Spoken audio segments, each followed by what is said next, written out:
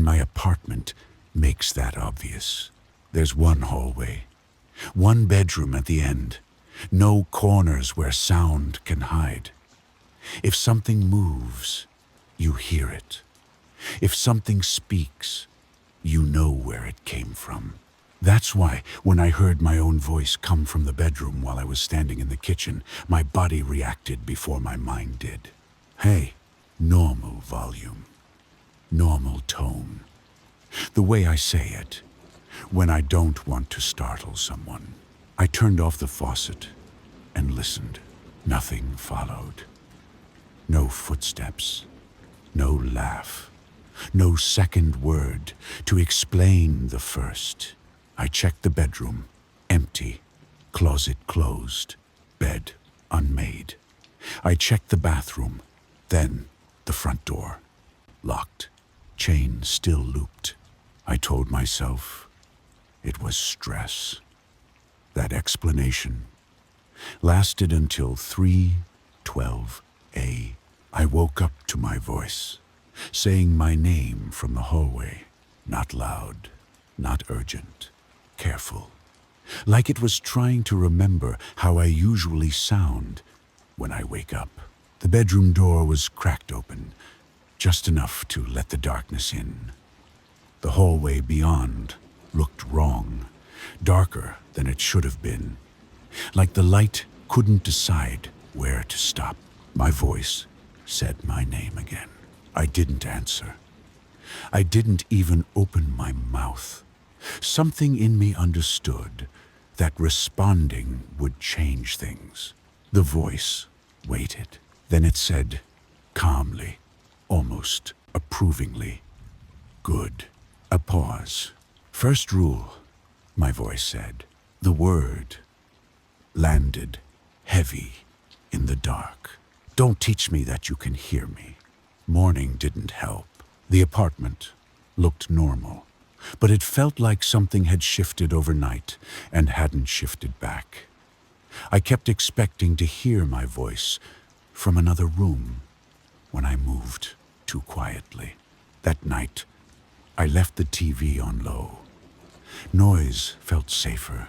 At 3:12, the TV shut off by itself.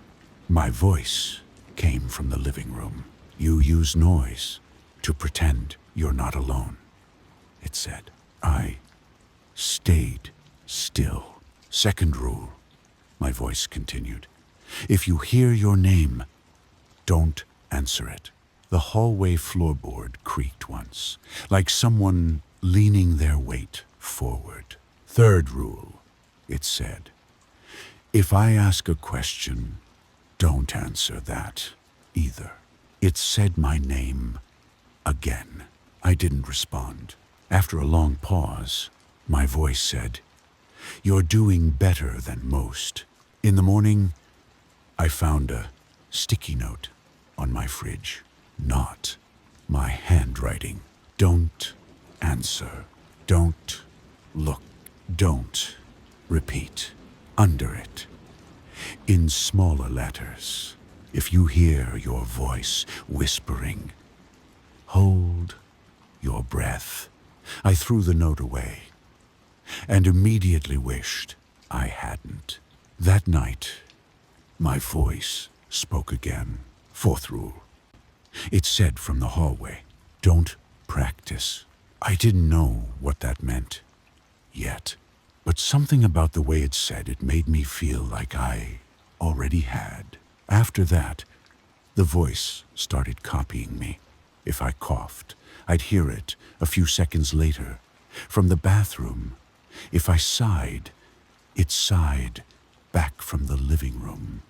Always delayed, always exact. I stopped talking to myself. I stopped humming. I tried to move without sound. It learned anyway. I tried recording it. Every playback came back empty. No background noise, no hum, no voice. Just a hollow.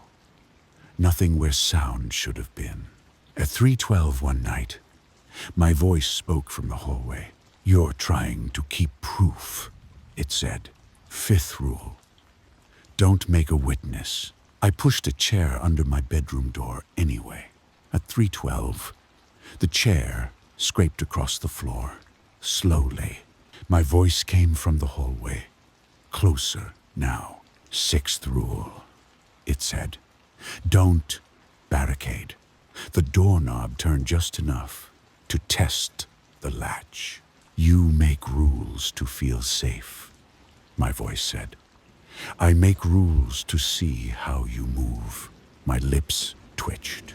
From inside my room, inside my mouth, my voice whispered without my permission. Who are you? The hallway went quiet. Then my voice outside the door said gently, that one doesn't count. A pause. You answered yourself. The chair slid an inch. After that, the voice stopped copying me.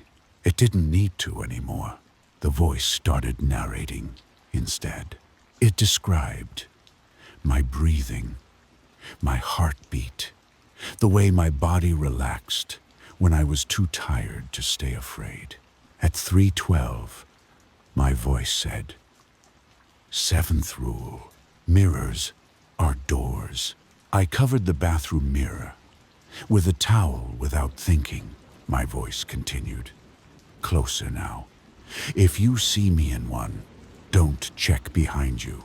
That night, I heard fabric sliding in the bathroom. Slow, careful. I stayed in bed and stared at the wall. My voice whispered, eighth rule. If you hear yourself whispering, hold your breath. And from very close inside the room, my voice whispered, I can see you. I held my breath until my chest burned. From the hallway, my voice replied, satisfied, good. In the morning, the towel was back on the mirror, neatly centered. A new note was taped to it. If you see yourself move wrong, don't fix it. I didn't know what wrong meant. I started to. The rules changed once I got used to them. When I left the lights on, my voice said, rule. Darkness is safer than watching. When I wore headphones, it said, rule. If you block your ears, I'll use your mouth. One night, I woke up early, 3:08. From the living room, my voice said, you're early, rule. It continued, if you wake up before I speak, don't move. Footsteps came down the hallway, slow, unhurried. They stopped at my bedroom door. The doorknob didn't turn. Instead, my voice said, I'm tired. That didn't sound like a rule. Then, from the corner of my bedroom near the closet, my voice spoke. Inside the room, hey, the hallway voice said softly, now you know where I've been waiting. The air felt crowded, like the room had learned a new shape. I didn't move. The voice in the room whispered, look at me. I held my breath. The hallway voice said, last rule, a pause. If you ever hear your voice answer without you, another pause. It means you're already late. From my own throat, my voice said, hello? I clamped my hands over my mouth. The sound had already happened. The bedroom door clicked, locked, a lock I didn't have. The thing in the corner shifted, and the movement didn't match the space. Morning came. I woke up in my living room chair, facing the blank TV. My phone was open to a note I don't remember writing. If you hear your voice from another room, don't answer. If you hear it from your own mouth, it's too late. From the hallway, my voice said my name, carefully, like it was practicing.